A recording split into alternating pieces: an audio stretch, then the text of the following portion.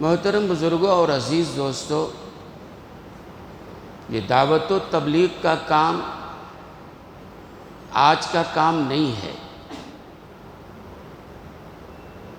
100 سال پرانا یہ کام نہیں ہے، 200 سال 400 سال پرانا یہ کام نہیں ہے۔ جب سے دنیا قائم ہے، پہلے نبی، پہلے انسان، پہلے پیغمبر حضرت آدم علیہ السلام، اس وقت سے دعوت و تبلیغ کا کام چل رہا ہے۔ ہر نبی داعی، ہر نبی مبلغ، دعوت کا کام نبیوں کی ذمہ داری، ہر نبی نے یہ کام کیا ہے۔ اِنَّا أَرْسَلْنَا نُوحًا إِلَىٰ قَوْمِهِ، ہر قوم کی طرف اللہ نے انبیاء کرام کو بھیجا ہے، اور انبیاء جو ہوتے تھے فل ٹائم، پورے وقت کے لیے وہ دعوت کا کام کرتے، ذمہ داری ان کی ہوتی تھی۔ ہر نبی نے، ایسا نہیں کہ آج 100 سال پہلے یہ کام شروع ہوا ہے، ہر نبی کی ذمہ داری ہوتی تھی، ڈیوٹی ہوتی تھی کہ اللہ کے پیغام کو اللہ کے بندوں تک پہنچائیں۔ اسی کا نام تو دعوت ہے نا، اسی کا نام تبلیغ ہے نا بھائی، کہ اللہ کا جو پیغام ہے، اللہ کے پیغام کو اللہ کے بندوں تک پہنچایا جائے۔ ظاہر سی بات ہے، پچھلے زمانے میں یہ نظام تھا، ایک نبی گئے، دوسرے آئے، دوسرے گئے، تیسرے آئے، تیسرے گئے، چوتھے آئے۔ حضرت آدم علیہ السلام گئے، حضرت نوح علیہ السلام، حضرت نوح علیہ السلام گئے، حضرت ادریس علیہ السلام، حضرت اسماعیل علیہ السلام، جناب رسول اللہ صلی اللہ علیہ وسلم۔ ہر نبی کی یہ ڈیوٹی، ذمہ داری تھی۔ یہاں تک قرآن کریم میں ہے کہ اللہ تبارک و تعالیٰ نے حضور اکرم صلی اللہ علیہ وسلم سے کہا، یا ایھا الرسول بلغ ما انزل الیک من ربک، اے رسول، اے پیغمبر، آپ پر جو کچھ نازل ہو رہا ہے آپ تمام انسانوں تک پہنچائیے۔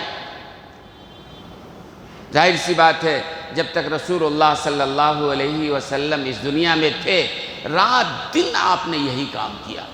کوئی لمحہ، کوئی موقع، کوئی گھڑی، کوئی مجمع، کوئی گلی، کوئی شہر، کوئی محلہ ایسا نہیں تھا جو آپ نے دعوت کا کام نہیں کیا ہے۔ اگر دعوت کا کام نہیں کیا ہوتا تو آج ہم تک دین کیسے پہنچا ہوتا؟ اور پھر ظاہر سی بات ہے، یہ دو چیزیں، ہدایت اور ضلالت کا سلسلہ، ہدایت اور ضلالت یعنی گمراہی اور ہدایت کا سلسلہ شروع سے چلا آ رہا ہے اور قیامت تک چلتا رہے گا۔ ایک گمراہی کا سلسلہ ہے، شیطان نے قسم کھا رکھی ہے، فَبِمَا أَغْوَيْتَنِي وَلَأُغْوِيَنَّهُمْ أَجْمَعِينَ، شیطان نے قسم کھائی ہے کہ ہم اولاد آدم کو، ہر ایک کو جو ہے وہ جہنم میں لے جا کے چھوڑیں گے، اغوا کریں گے، ان کو گمراہ کریں گے ہم۔ ایک طاقت شیطانوں کی چل رہی ہے، اور ایک نظام اللہ کا ہے، لِتُخْرِجَ النَّاسَ مِنَ الظُّلُمَاتِ إِلَى النُّورِ۔ اللہ یہ چاہتے ہیں کہ سارے انسان گمراہی سے نکل کر ہدایت کے راستے پہ آ جائیں۔ ایک نظام یہ ہے بہرحال۔ شیطان اپنے کام میں لگا ہوا ہے۔ پہلے جب کبھی ضلالت اور گمراہی آئی ہے، اللہ نے انبیاء کرام علیہ السلام کو بھیجا ہے۔ مشکل کہاں سے پیدا ہوئی؟ حضور اکرم صلی اللہ علیہ وسلم آخری نبی ہیں، ہم آخری امت ہیں، آخری کتاب آپ پر نازل ہوئی، آپ کے بعد کوئی اور نبی آنے والا نہیں، پکی بات ہے۔ ضلالت تو آئے گی نا، گمراہی تو آئے گی نا، کوئی نبی ہے نہیں آنے والا، یہ کام کون کرے گا؟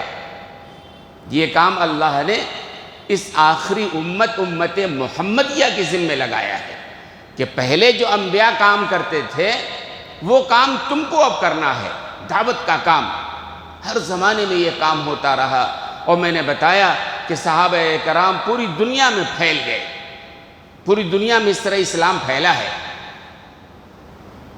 یہ آج جو پابندی کی بات چل رہی ہے، ظاہر سی بات ہے دعوت و تبلیغ پر نہ تو کوئی پابندی لگا سکا ہے اور نہ تو قیامت تک کوئی پابندی لگا سکتا ہے، پکی اور آخری بات ہے۔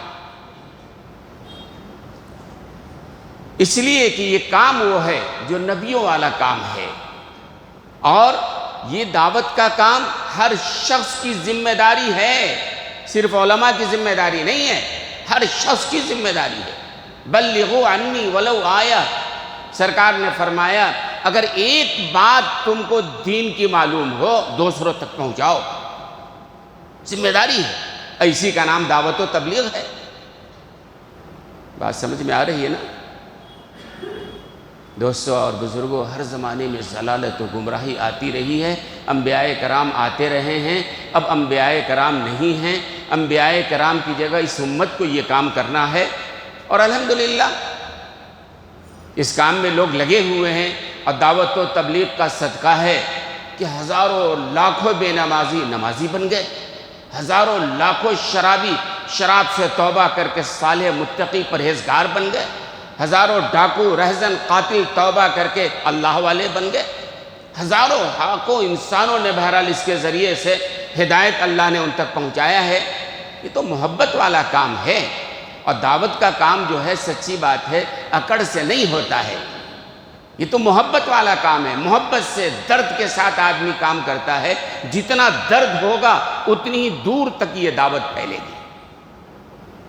مولانا الیاس صاحب رحمۃ اللہ علیہ، یہ سعودیہ والوں نے جو پابندی لگائی ہے، جب یہ احتجاج ہوا تو احتجاج کے بعد احتجاج کس نے کیا؟ دارالعلوم دیوبند نے سب سے پہلے احتجاج کیا، مفتی ابو القاسم نے فوراً لیٹر لکھا، مفتی تقی عثمانی صاحب نے احتجاج کیا، مولانا رشد مدنی صاحب نے احتجاج کیا، سعودی سفیر سے ملاقات کیا، اپنا احتجاج درج کرایا کہ بھئی تبلیغ پر کس طرح پابندی لگا سکتے ہو؟ تو ان کا کہنا یہ ہے نعوذ باللہ ہم نے دعوت و تبلیغ پر پابندی نہیں لگائی ہے، دعوت و تبلیغ تو چل رہا ہے اور شروع سے چل رہا ہے، قیامت تک چلے گا۔ ہم نے جو پابندی لگائی ہے یہ اصل میں ہندوستان سے 100 سال پہلے مولانا محمد الیاس صاحب نے جو تبلیغ کا ایک نیا انداز شروع کیا ہے، ہم نے اس پر پابندی لگائی ہے۔ اب سوال ہوتا ہے کیا دعوت و تبلیغ الگ ہے؟ یہ الگ ہے، ان کے حساب سے ان کا کہنا ہے دعوت و تبلیغ کیا ہے سمجھنے کی ضرورت ہے۔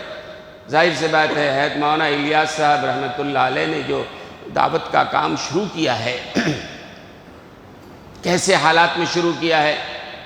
حضرت مولانا اسماعیل صاحب رحمۃ اللہ علیہ ایک بزرگ ہوتے تھے، ایک عالم تھے، انہوں نے یہ کیا، حضرت مولانا الیاس صاحب رحمۃ اللہ علیہ کے والد محترم حضرت مولانا اسماعیل صاحب، انہوں نے اس بنگلے والی مسجد میں جو آج سارے عالم میں مشہور ہے تبلیغی مرکز کے نام سے، بنگلے والی مسجد بھی نہیں تھی، چھوٹی سی جگہ تھی، ویران علاقہ تھا، اور میواتیوں کا سرحد تھا، میواتی وہاں سے جو ہے دہلی میں داخل ہوا کرتے تھے، جنگلی علاقہ تھا۔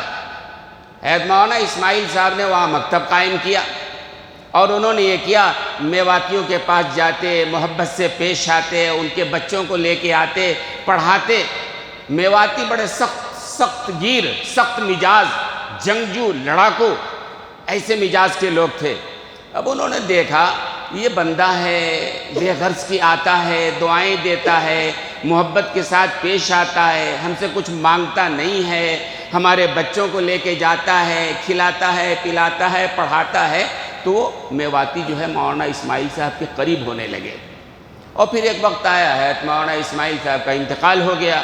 حضرت مولانا اسماعیل صاحب کے بعد ان کے صاحبزادے حضرت مولانا محمد صاحب نے جانشینی اختیار کی، انہوں نے بھی اپنے والد صاحب کے کام کو آگے بڑھایا، اور پھر حضرت مولانا محمد صاحب کا بھی انتقال جب ہو گیا تو اس کے بعد حضرت مولانا الیاس صاحب رحمۃ اللہ علیہ جو حضرت مولانا اسماعیل صاحب کے صاحبزادے اور حضرت مولانا محمد صاحب کے بھائی تھے، یہ حضرت مولانا الیاس صاحب رحمۃ اللہ علیہ جو اس زمانے میں مظاہر علوم سہارنپور میں استاد تھے اور مقبول اور بڑے کامیاب استاد تھے، انہوں نے جب حالات دیکھا کہ اس طرح لوگ مرتد ہو رہے ہیں، وہ آ گئے اور اسی مکتب میں چھوٹی سی مسجد میں انہوں نے قیام کیا اور میوات آنے جانے لگے، لوگوں کو بلانا شروع کیا، کام شروع کیا۔ بہرحال کہتے ہیں کڑتے رہے کس طرح کام کیا جائے، اور پھر اس کے بعد وہ حج کے لیے تشریف لے گئے اور حج کے بعد مدینہ منور آ گئے۔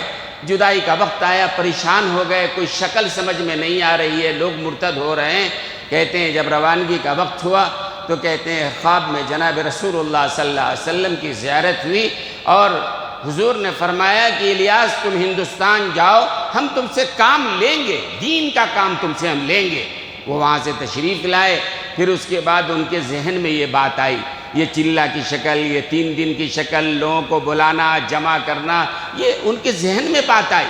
ظاہر سی بات ہے اس کے پہلے تو چلہ کی شکل نہیں تھی نا، اس کے پہلے تو یہ شکل نہیں تھی نا، قرآن نے تو تعلیم نہیں دیا تھا۔ ان کے ذہن میں ایک بات آئی، ہم کو ایک کام کرنا ہے، اس کے لیے وہ شکل ذہن میں آئی اور حضرت نے کام شروع کیا۔ الحمدللہ لوگ آتے رہے، اور محبت وہ چیز ہے کہ محبت کے ساتھ پیش آتے ہیں تو جانور بھی محبت سے متاثر ہوتا ہے، جانور بھی محبت سے متاثر ہوتا ہے۔ مولانا مکی صاحب نے ایک واقعہ سنایا کہ تبلیغی جماعت والے، ایک باہر کے ملک کا قصہ ہے، وہ سردی کی رات تھی اور ڈگری بالکل نقطے پر تھا، یعنی بالکل 0 ڈگری، اتنی سردی پڑ رہی تھی، برف باری ہو رہی تھی، اور ایک جماعت پہنچی ایسے علاقے میں کہ ان کو پتہ نہیں، نئے لوگ تھے، کام کم ہو رہا تھا، مسجد کا پتہ نہیں، راستہ بھٹک گئے تھے۔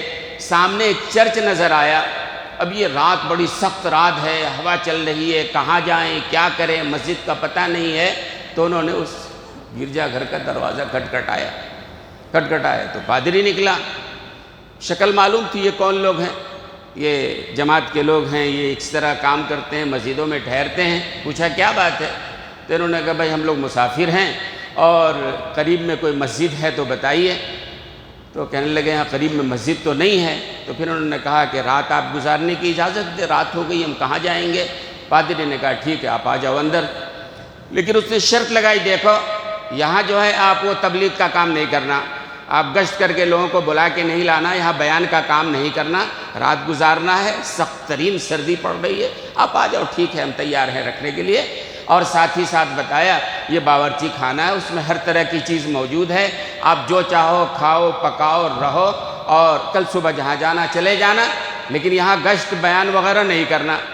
ان بیچاروں نے کہا بھائی چلو پناہ مل رہی وہی کافی ہے۔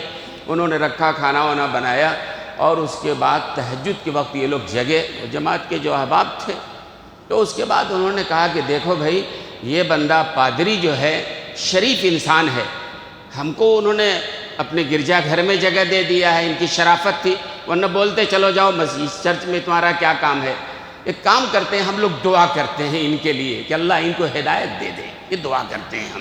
وہ جو چند احباب تھے کھڑے ہو گئے، اور کہتے ہیں کہ اس کمرے میں مائک کا ایسا سسٹم تھا کہ وہ پادری جہاں تھا وہ سن سکے کیا ان کی سرگرمی ہے۔ تو انہوں نے بہرحال دعا شروع کی۔ کیا دعا شروع کی؟ اے اللہ، اس اللہ کے بندے نے، تیرے بندے نے جس طرح ہمارے ساتھ سلوک کیا ہے، اے اللہ ان کو جنت کی خوشیاں نصیب فرما۔ یہ نہیں کہا بظاہر کہ ہدایت دے دے اور مسلمان ہو جائیں، مطلب وہی ہوتا ہے، بظاہر کہیں مسلمان تو ذرا بھڑک نہ جائے۔ تو انہوں نے یہ نہیں کہا اے اللہ اس بیچارے کو، اس نے ہماری مدد کی ہے، اللہ آپ ان کو جنت کی خوشیاں عطا فرما دیجئے۔ ٹھیک ہے، وہ بیچارہ سن رہا تھا۔ صبح ہوئی، جماعت جانے لگی، تو وہ پادری آیا اور اس نے کہا رات تم لوگوں نے جو صبح اٹھ کے ہمارے لیے دعا کی ہے جنت کی خوشیوں کی، اللہ نے دل میں شرح صدر عطا فرما دیا کہ تم لوگ سچے لوگ ہو، محبت بانٹنے والے لوگ ہو، اور یہ دنیا کہتی ہے، سعودی عرب کے لوگ کہتے ہیں یہ دہشت گرد ہے۔ تو کیسی بات ہے، بیتوکی بات ہے نا۔ یہ بیچارے بم اور بندوق تو کیا جانے، تبلیغ والوں نے کبھی کسی پہ ڈھیلا بھی نہیں چلایا، کبھی کسی پہ تماچا بھی نہیں اٹھایا، یہ کس طرح کہتے ہیں دہشت گرد؟ تو اس نے کہا نہیں آپ اچھے لوگ ہو، چلو کلمہ پڑھا دو۔ کلمہ پڑھا دیا، مسلمان ہو گیا۔ وہ مسلمان جو ہوا محبت کی وجہ سے ہوا، کسی سخت گیری کی وجہ سے یا کسی ظلم و زیادتی کی وجہ سے یا کسی دعوت و تبلیغ کی وجہ سے نہیں، محبت کی وجہ سے۔ بہرحال تو اس نے کہا شرط ایک ہے، کسی کو مت بتانا کہ میں مسلمان ہو گیا ہوں۔ اس طرح اس نے کلمہ پڑھا اور آہستہ آہستہ اس نے اپنے لوگوں میں کام شروع کیا۔ کہتے ہیں وہاں کا پورا عیسائی حلقہ اسلام میں داخل ہو گیا، تو محبت سے یہ کام کرتے ہیں، محبت سے کام. ہاں کہیں کوئی ایسا ایک دو واقعہ ہو تو بات الگ ہے، لیکن دہشت گردی کا لیبل لگانا تو بالکل غلط بات ہے. حضرت مولانا الیاس صاحب رحمۃ اللہ علیہ کے بارے میں آتا ہے کہ شروع میں جب آئے وہاں سے لوٹ کے اور انہوں نے شروع کیا کام تو میوات کا علاقہ تھا. کہتے ہیں کھیت میں ایک میواتی ہل چلا رہا تھا، جا کے حضرت نے کہا بھائی مسجد میں ہم لوگ آئے ہیں، آپ کو آنا پڑے گا، آپ چلیے. کہتے ہیں نہیں مجھے فرصت نہیں ہے، ان کی جو زبان ہے سخت گیر. حضرت نے کہا نہیں بھائی میرے ساتھ آنا پڑے گا. غصہ آ گیا، اس نے حضرت کو ایک تماچا لگا دیا. حضرت کمزور تھے، گر گئے. حضرت اٹھے، پھر انہوں نے اپنے کپڑوں کو صاف کیا، کہا ٹھیک ہے تم نے مار لیا کوئی بات نہیں، لیکن ایک بار کم سے کم مسجد میں تم کو آنا پڑے گا. علماء نے لکھا ہے کہ مولانا الیاس صاحب نے جو تماچے کھائے، مار کھائی ہے، اسی لیے نہیں کھائی کہ کمزور ہو گئے تھے. انہوں نے تو اسی لیے مار کھائی ہے کہ جناب رسول اللہ صلی اللہ علیہ وسلم نے مکے کے گلیوں میں مار کھایا تھا. جناب رسول اللہ صلی اللہ علیہ وسلم نے طائف کے بازاروں میں مار کھایا تھا. اس سنت پر عمل کرنا تھا. بہرحال اس کو پکڑ کے لائے، اس طرح ایک ایک کو پکڑ کے لاتے رہے. اور پھر حضرت کا ایک وقت آیا، کام اس وقت تک کافی بڑھ گیا تھا، اللہ نے تقریباً عالم میں دنیا میں پہنچا دیا تھا. نہ کوئی نام، اچھا انہوں نے تبلیغی جماعت نام نہیں رکھا. حضرت مولانا الیاس صاحب نے اس جماعت کا نام تبلیغی جماعت کوئی نام ہی نہیں رکھا. انہوں نے سیدھے سادے انداز میں کام شروع کیا تھا. یہ چونکہ تبلیغ میں پھرتے اس لیے لوگوں نے تبلیغی جماعت کہنا شروع کر دیا. اور پھر حضرت کا جب انتقال ہوا تو حضرت مولانا محمد یوسف صاحب جو ان کے صاحبزادے تھے وہ امیر جماعت بنائے گئے. حضرت کے اندر بڑی فصاحت تھی، بڑی بلاغت تھی. حضرت مولانا الیاس صاحب رحمۃ اللہ علیہ کے زبان میں تو ذرا لکنت تھی، لیکن حضرت مولانا یوسف صاحب ان کے صاحبزادے جو تھے بڑی فصاحت بلاغت تھی. تقریر بڑی جاندار ہوتی تھی اور ہزاروں لاکھوں کا مجمع ہوتا، بہت سارے لوگ ہدایت قبول کرتے. اور حضرت کی وہ تقریر بھی لکھا ہے، آج بھی کتابوں میں موجود ہے. حضرت مولانا یوسف صاحب رحمۃ اللہ علیہ ایک بڑے مجمع کو خطاب کرتے ہوئے کہا تھا کہ قوم جو ہے یہ اصل میں قوم امت جو بنتی ہے، ایک قوم دو قوم سے امت نہیں بنتی ہے. قرآن کریم نے مسلمانوں کو کیا کہا؟ ان ھذہ امتکم امۃ واحدہ، پوری دنیا کے کلمہ پڑھنے والے ایک امت ہیں. یہ قرآن کہہ رہا ہے پوری دنیا کے کلمہ پڑھنے والے کیا ہیں؟ ایک امت واحدہ ہیں. آج بہت سارے مسلمانوں نے علاقے علاقے میں بانٹ رکھا ہے. ہم بنگلوری مسلمان ہیں، ہم تمکوری ہیں، ہم میسوری ہیں، ہم کرناٹکی ہیں، ہم بنگلہ دیشی ہیں، ہم پاکستانی ہیں.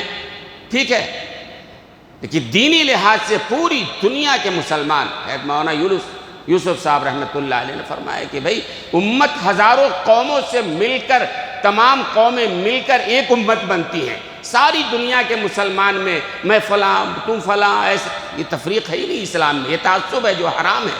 ساری دنیا کا مسلمان ہے، کلمہ پڑھنے والا ہمارا بھائی ہے. حضرت مولانا یوسف صاحب نے یہ کام کیا. اور پھر حضرت کا جب انتقال ہوا تو پھر اس کے بعد حضرت مولانا انعام الحسن صاحب رحمۃ اللہ علیہ نے اس کام کو سنبھالا. حضرت مولانا انعام الحسن صاحب رحمۃ اللہ علیہ نے بھی اس کام کو آگے بڑھایا. اور حضرت کا جب انتقال ہوا تو اس کے بعد اجتماعی قیادت کو آگے بڑھایا گیا. بھئی ایک شخص نے اجتماعی قیادت، جو لوگ وہاں تجربہ کار تھے، حضرت مولانا اظہار الحسن صاحب تھے، حضرت مولانا زبیر الحسن صاحب تھے، حضرت مولانا سعد صاحب تھے. یہ تین آدمی اس تحریک کو آگے بڑھائیں. تھوڑے دنوں کے بعد حضرت مولانا اظہار صاحب کا بھی انتقال ہو گیا. یہ دو نوجوان، حضرت مولانا سعد صاحب اس زمانے میں جوان تھے، حضرت مولانا زبیر صاحب، یہ دونوں چلاتے رہے. ان کی قیادت میں یہ کام چلتا رہا. اور پھر تھوڑے دنوں کے بعد حضرت مولانا زبیر صاحب کا بھی انتقال ہو گیا. پھر حضرت مولانا سعد صاحب نے اس کام کو آگے بڑھایا اور آج ان کی امارت میں سارے عالم میں یہ کام چل رہا ہے. بدنصیبی کی بات ہے کہ امارت اور شورا کی لڑائی شروع ہو گئی. وہیں سے سمجھو یہ امت میں اختلاف پیدا ہوا اور اس جماعت میں اختلاف ہوا. دو ٹکڑوں میں جماعت بٹ گئی، ایک امارت کو ماننے والی، ایک شورا کو ماننے والی. اور یہاں سے مسئلہ آگے بڑھنے لگا اختلاف کا. یہاں دوستوں اور بزرگوں ایک بات جو میں سمجھانا چاہتا ہوں کہ دعوت و تبلیغ ہے کس چیز کا نام؟ حضرت مولانا ابو الحسن علی میاں ندوی رحمۃ اللہ علیہ نے ایک کتاب لکھی ہے. اس کتاب کے اندر لکھا ہے بڑے وضاحت کے ساتھ کہ شریعت میں دو طرح کی چیزیں ہیں. یاد رکھیے گا، بڑے کام کی بات بتا رہا ہوں میں. یاد رکھیے، اس پر عمل کیجئے۔ شریعت میں دو طرح کی چیزیں ہیں۔ ایک وہ عمل ہے کہ شریعت نے اس کی شکل بھی متعین کر دیا ہے، قیامت تک کوئی بدل نہیں سکتا ہے۔ شریعت نے مقصد بھی متعین کر دیا ہے، قیامت تک کوئی بدل نہیں سکتا ہے۔ سمجھا نا؟ شریعت میں ایک طرح کی کیا چیز ہے کہ جس کا مقصد بھی، جس کی شکل بھی شریعت نے متعین کر دی ہے۔ مثال کے طور پر نماز ہے، شریعت نے شکل متعین کر دیا ہے، اس طرح اٹھنا، اس طرح بیٹھنا، اس طرح رکوع، اس طرح سجدہ، اس طرح قرات، اس طرح قعدہ، اس طرح اتحیات، شکل متعین کر دیا ہے۔ قیامت تک کوئی مائی کا لال نماز کی شکل کو نہیں بدل سکتا ہے۔ شریعت نے متعین کر دیا نماز اسی طرح پڑھنا ہے۔ مقصد بھی متعین کر دیا کہ نماز کا مقصد یہ ہے انسان کے دل میں خشوع خضوع تقویٰ پیدا ہو۔ ایسی روزہ ہے، شریعت نے شکل متعین کر دیا، قرآن نے مقصد بھی متعین کر دیا۔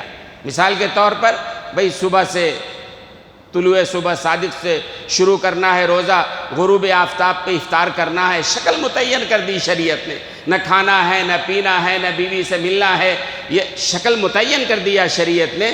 اس شکل کو قیامت تک کوئی نہیں بدل سکتا ہے، شریعت نے متعین کیا ہے۔ اور مقصد بھی متعین کر دیا، لعلکم تتقون، روزے کا مقصد ہے تاکہ تمہارے اندر تقویٰ آئے، اللہ کا ڈر خوف پیدا ہو۔ جس طرح روزے کی شکل میں، روزے کی حالت میں کوئی پانی نہیں پیتا ہے، اپنے گھر کے اندر نہیں پیتا ہے کہ اللہ تو دیکھ رہا ہے نا، اسی طرح اعمال زندگی میں، دکانوں میں، بازاروں میں ذہن میں رہے کہ اللہ ہمیں دیکھ رہا ہے۔ حج ہے، شریعت نے شکل متعین کر دی ہے، کن دنوں میں حج کرنا ہے، کہاں کرنا ہے، کس طرح کرنا ہے، جگہ متعین، شکل متعین، کوئی قیامت تک اس کو بدل نہیں سکتا ہے۔ مقصد بھی متعین، کوئی نہیں بدل سکتا ہے۔ تو حضرت مولانا فرماتے ہیں شریعت میں ایک چیز وہ ہے جس کی شکل، جس کا مقصد شریعت نے خود متعین کر دیا ہے، کوئی نہیں بدل سکتا قیامت تک۔ اور شریعت میں دوسری چیز وہ ہے جس کا مقصد تو متعین ہے، شکل شریعت نے متعین نہیں کیا ہے۔ بات سمجھ میں آ رہی ہے؟ دوسری چیز وہ ہے جس کی شکل شریعت نے متعین نہیں کیا، مقصد متعین کر دیا ہے۔ فرمایا تبلیغ انہی کاموں میں ہے کہ جس کے لیے شریعت نے مقصد متعین کر دیا ہے، شکل متعین نہیں کیا ہے۔ نہیں سمجھ میں آ رہی بات؟ نہیں آ رہی سمجھ میں بات؟ تبلیغ ان کاموں میں ہے کہ شریعت نے اس کی شکل نہیں متعین کیا ہے، مقصد متعین کر دیا ہے۔ مقصد کیا ہے؟ دعوت و تبلیغ کو لے لیجئے، دعوت و تبلیغ انہی کاموں میں ہے جس کا مقصد متعین۔ دعوت کا مقصد کیا ہوتا ہے؟ اللہ کے دین کو پہنچانا، دوسروں تک پہنچانا، یہی تو دعوت کا مقصد ہے۔ بھئی دعوت کس لیے ہوتا ہے؟ اللہ کے دین کو، امر بالمعروف نہی عن المنکر کو دوسروں تک پہنچانا، یہی نا مقصد متعین کیا شریعت نے، شکل نہیں متعین کیا ہے۔ اگر شکل متعین ہوتا تو 100 سال پہلے مولانا الیاس صاحب کو یہ شکل پیدا کرنے کی ضرورت نہیں تھی نا، ہے نا بھائی؟ اگر شریعت نے متعین کیا ہوتا 100 سال پہلے کیوں شروع کرتے؟ یہ 3 دن ہے، یہ 40 دن ہے، یہ 4 مہینہ ہے، یہ سال ہے، شکل متعین نہیں۔ ان کے ذہن میں اللہ نے یہ بات ڈالی کہ یہ شکل مفید ہے، ہر زمانے میں شکل بدل سکتا ہے۔ 100 سال سے چلا آ رہا ہے، ہو سکتا ہے اگلے 100 سال میں کوئی اور نئی شکل آ جائے۔ دعوت و تبلیغ کی مقصد ہے اللہ کے دین کو اللہ کے بندوں تک پہنچانا، یہ مقصد متعین ہے۔ ظاہر سی بات ہے، میں جو یہاں سے کہہ رہا ہوں اللہ کے دین کو ہی تو پہنچا رہا ہوں نا، یہ بھی دعوت و تبلیغ ہی ہے نا۔ مدرسوں میں جو تعلیم دی جا رہی ہے وہ بھی تو وہی نا کہ اللہ کے دین کو اللہ کے بندوں تک پہنچانے کے لیے تیار کیا جا رہا ہے، مقصد تو وہی پورا ہو رہا ہے نا، شکل متعین نہیں ہے۔ یہ اچھی طرح سمجھیں آپ۔ ہاں ٹھیک ہے، یہ شکل مفید ہے، حضرت نے شروع کیا تھا اور الحمدللہ یہ نظام چل رہا ہے، لاکھوں نہیں کروڑوں افراد اس سے جڑے اور یہ نظام چل رہا ہے اور لاکھوں کروڑوں افراد کی اصلاح ہوئی ہے، بے نمازی نمازی بنے ہیں، ہے نا؟ لیکن شکل ضرورت نہیں ہے، لازم نہیں ہے۔ آپ نہیں بول سکتے ہو کہ جو آدمی ہمارے اس شکل سے جڑا ہوا ہے وہی تبلیغ کرنے والا ہے، جو ہماری شکل سے نہیں جڑا ہوا ہے وہ تبلیغ کرنے والا نہیں ہے، یہ غلط ہے کہنا۔ بعض ان کے نادان، بعض جاہل لوگ تو یہاں تک کہتے ہیں کہ علماء ہمارے کام کے مخالف ہیں، تبلیغی جماعت کے مخالف ہیں۔ یہ ان کی بہت بڑی غلط فہمی ہے۔ ارے تبلیغی جماعت کو شروع کرنے والے مولانا ہی ہیں۔ حضرت مولانا الیاس صاحب جاہل نہیں تھے، مولانا تھے، اور کس کے شاگرد تھے؟ میں نے بتایا، شیخ الہند حضرت مولانا محمود حسن صاحب کے شاگرد رشید تھے، اور حضرت مولانا محمود حسن صاحب دیوبند کے پہلے شاگرد تھے، دارالعلوم دیوبند کے فارغ تھے، اکابر علماء دیوبند کی تائید شامل تھی۔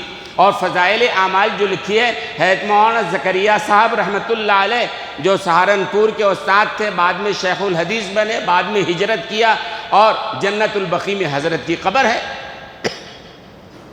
تو علماء نے شروع کیا ہے اس کام کو، اور آج بھی جب تبلیغ پر یہ پابندی کی بات آئی ہے تو دارالعلوم دیوبند سب سے پہلے آگے ہے لڑنے والوں میں، ہے نا؟ سب سے پہلے دارالعلوم نے یہ بات اٹھائی کہ ہم اس بات کو برداشت نہیں کریں گے۔ حضرت مولانا تقی عثمانی صاحب نے سعودی کے سفیر سے مل کے سختی کے ساتھ کہا یہ غلط طریقہ ہے، آپ بادشاہ کو بتائیے۔ یہاں کے علماء نے کہا، علماء آج کھڑے ہیں اس کام کے ساتھ، یہ کہنا کہ علماء اس کے مخالف ہیں، یہ بہت بڑی غلط فہمی ہے۔ ہاں، یہ غلط فہمی جیسے ہے کہ وہی علماء صحیح ہیں جو ہمارے کام سے جڑے ہوئے ہیں، اور جو ہمارے کام سے نہیں جڑے ہیں وہ علماء صحیح نہیں ہیں، چاہے وہ شیخ الحدیث ہو، چاہے بڑے سے بڑے عالم ہو، چاہے مدرس ہو، چاہے کچھ بھی ہو، وہی عالم صحیح ہے جو ہمارے کام سے جڑا ہوا ہے۔ یہ غلطی آ گئی ہے۔ اس طرح کی بہت ساری غلطیاں ہیں جو جڑ گئی ہیں آہستہ آہستہ۔ کمزوری ہے، کوتاہی ہے، انسان ہے، اس کو دور کرنا پڑے گا نا۔ کوئی عالم اگر آپ کے کمزوری کی طرف نشاندہی کرے، آپ اس سے لڑنے لگے، آپ کہنے لگے نہیں یہ عالم بھی ہمارا مخالف ہے، نہیں، ایسی بات نہیں ہے۔ مولانا تقی عثمانی صاحب نے ایک زمانے میں تبلیغی جماعت کے کمزوریوں کو اجاگر کیا، کچھ لوگوں نے کہنا شروع کیا مولانا ہمارے مخالف ہیں، نہیں، یہ تو عالم ربانی ہیں، جہاں دیکھتے ہیں کمزوری کوتاہی فوراً انگلی رکھتے ہیں، یہ غلط ہو رہا ہے۔ لیکن آج جب تبلیغ پر پابندی کی بات آئی ہے تو حضرت نے سب سے پہلے آواز اٹھائی، لیکن ہم اس کو ماننے کے لیے تیار نہیں ہیں۔ تو دوستو اور بزرگوں، یہ دعوت کا کام ہے، اور جس شکل میں وہ ماننا چاہیے آپ اس میں لگیں الحمدللہ، دوسرا کوئی اور کسی شکل میں لگا ہے تبلیغ کے کام میں الحمدللہ۔ آپس میں اختلاف نہیں، آپس میں ٹکراؤ نہیں ہونا چاہیے۔ یہ نہیں سمجھنا چاہیے ہم جو جس شکل میں کر رہے ہیں یہی صرف تبلیغ ہے، یہ بات غلط ہے۔ سعودی والے یہی کہتے ہیں کہ یہ بات غلط ہے جو آپ کہہ رہے ہو، دعوت و تبلیغ امر بالمعروف نہی عن المنکر کا کام تو قرآن کی بات ہے، قیامت تک یہ بات چلتی رہے گی۔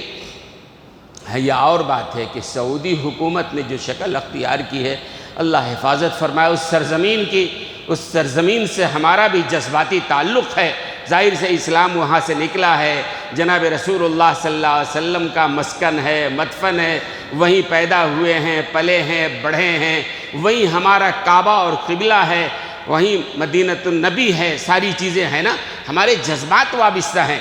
ہاں، وہاں جو خرابیاں آ گئی ہیں اللہ حفاظت فرمائے۔ حدیث میں حضور اکرم صلی اللہ علیہ وسلم نے فرمایا اللہ کسی کا محتاج نہیں ہے، اللہ کام لینے پہ آئے تو مکری سے اللہ کام لے لیتا ہے، اللہ کام لینے آئے کبوتری سے اللہ کام لے لیتا ہے۔ اللہ محتاج نہیں ہے عرب کا، یہ عرب والے کام کریں گے تو کام رہے گا، اسلام رہے گا، ورنہ نہیں رہے گا۔ ظاہر سی بات ہے ویل للعرب حدیث میں آیا، حضور اکرم صلی اللہ علیہ وسلم نے فرمایا کہ عربوں کی ہلاکت آنے والی ہے۔ کب ہلاکت آئے گی؟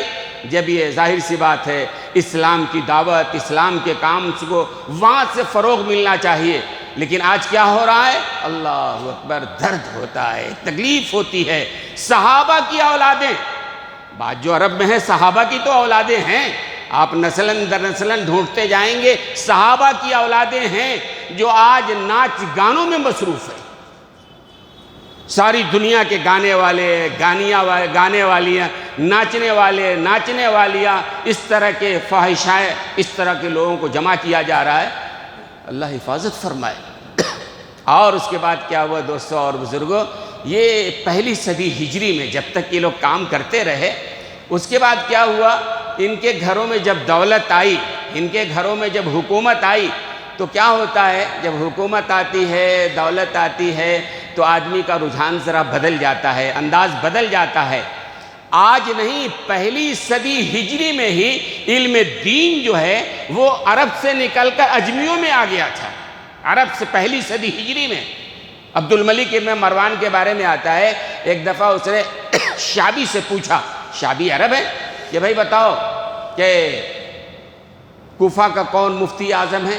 یہ بھی پچھلے زمانے میں شیخ عبداللہ بن باز جانتے ہوں گے، بڑے مفتی تھے وہاں کے، مفتی اعظم سعودی عرب کے۔ وہ عربی نہیں تھے، موالی تھے، وہ غیر عرب تھے وہ۔